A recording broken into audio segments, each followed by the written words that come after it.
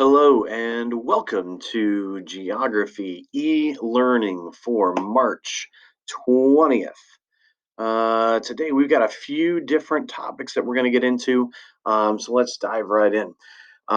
We've been talking about the Cold War and the secrecy that went into it. The cover up that happened with Chernobyl is an example of that. We talked about the different races that were involved with between the United States and the Soviet Union, and how we kind of we're always trying to one up each other. The nuclear arms race was one of those things. Um, Another thing we really didn't mention previously was the concept within that nuclear arms race. The secrecy also led to a lot of mistrust. We signed a lot of different arms deals. In a lot of cases, the Soviets didn't trust that we were keeping our end of the bargain and didn't follow them as strictly as we did. For example, biological weapons. The Americans, we truly wanted to get rid of biological weapons, didn't feel there was any need for countries that had nuclear missiles to have them.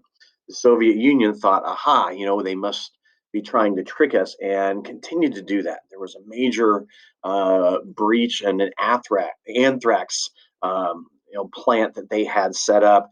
Wound up infecting a lot of people in the town. They tried to cover it up. We know today, even though they still won't admit it, that we know today we have evidence that these things actually happened. So you've got Mikhail Gorbachev.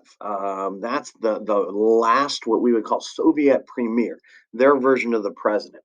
He comes to power in 1985. And when he comes in, the Communist Party believes, and they just simply appoint somebody to that position. Communist Party believes they're getting somebody who's going to do exactly what the party wants. They call that a hardliner. That's what they thought they were getting in Gorbachev, a premier who was going to follow the orders of whatever the Communist Party believed was best. Instead, when he got into office, he took stock of what was going on in the country and realized that they were in deep trouble. They had big, big, big problems, and he had to make some changes if the Soviet Union was going to survive. So rather than being a hardliner, he actually became more of a reformer. He was wanting to make change.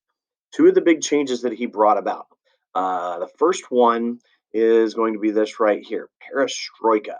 A perestroika had to do with businesses. It was a restructuring of how things were going to work within the Soviet Union. He told businesses that they would now be able to make their own decisions. The government was no longer going to be making the decisions for them. Businesses on a limited basis could start making their own decisions in the hopes that it would make their economy much more efficient.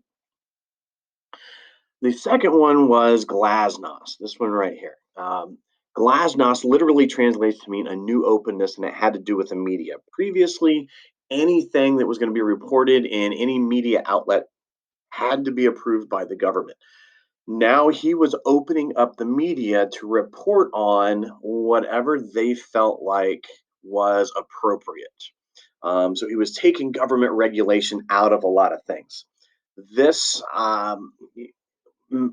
led to a lot of people within the Soviet Union, within specifically the Communist Party, really questioning what was going on. They went with it for a while. And then towards 1989, they staged a military coup to try and take him out of power because the military started to believe, the Communist Party started to believe that he didn't have the country's best interests in mind. So it's that military coup that's going to ultimately help bring about the fall of the Soviet Union.